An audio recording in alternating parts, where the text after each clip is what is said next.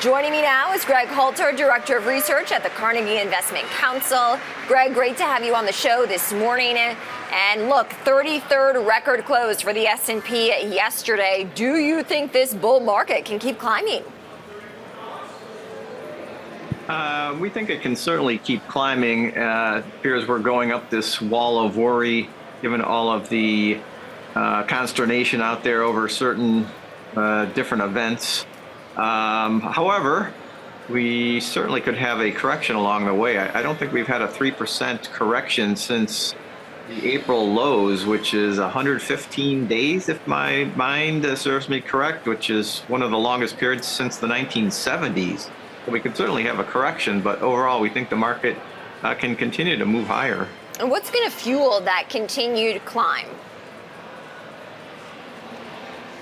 We think third quarter earnings then into next year will be pretty good. So far, the tariffs have not really had much of an impact. Operating margins continued to go higher. We certainly have the whole AI area, which some think could be a bubble, but it's certainly in the meantime here currently driving lots of revenue growth from the high tech sector. Yeah. You know, I do want to talk about earnings season because Delta, as I referenced earlier, NYSE listed, was set for a gain of 8% in extended trading, those shares alone, and does paint a decent picture about the economy. Consumers continuing to spend despite some reports on sentiment that have not been as rosy. What do you expect to hear from these executives as uncertainty remains in the market and they start reporting results in the coming weeks? Sure, Delta, good example. The flights that I've been on and heard about always seem to be filled, so that's one positive sign there. It's certainly not an overall indicator. We also had Pepsi report this morning, which top line is not great. It's still struggling. I think 3% of their top line came from pricing. Relative to the earnings, we get the financial sector coming up first, and certainly looking at what kind of loan growth they're seeing, what kind of loan losses. That'll give us a great indication of how the consumer is doing.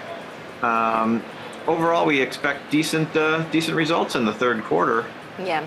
I'm glad that you mentioned the banks. There are many of them NYSE listed. They are the next to report in this earnings season. Of course, those margins will be in focus, as well as some of the lending and potential losses that you mentioned there. As we do get a better sense of the consumer, I want to talk about tokenization, stable coins, what we see really happening in the digital financial technology space.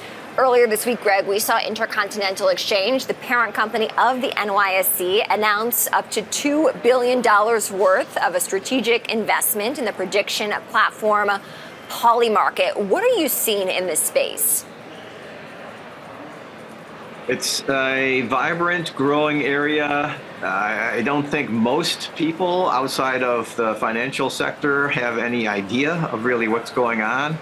Lots of questions of what stable coins are, how they can be used, and the tokenization side is even more ethereal, if you will, where people are trying to wrap their heads around what does this even mean? How can you tokenize an asset, and how is it going to work? How does it trade? How can I benefit from it? Or how can it be a negative?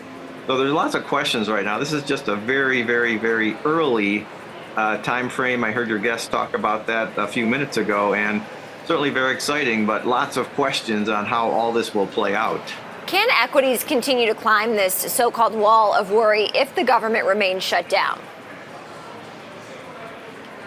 Well, I do expect there to be some breakthrough there. So far, it's had limited impact, but at some point it will. I know in the past, events such as air traffic controllers and having issues there have caused a breakthrough to come.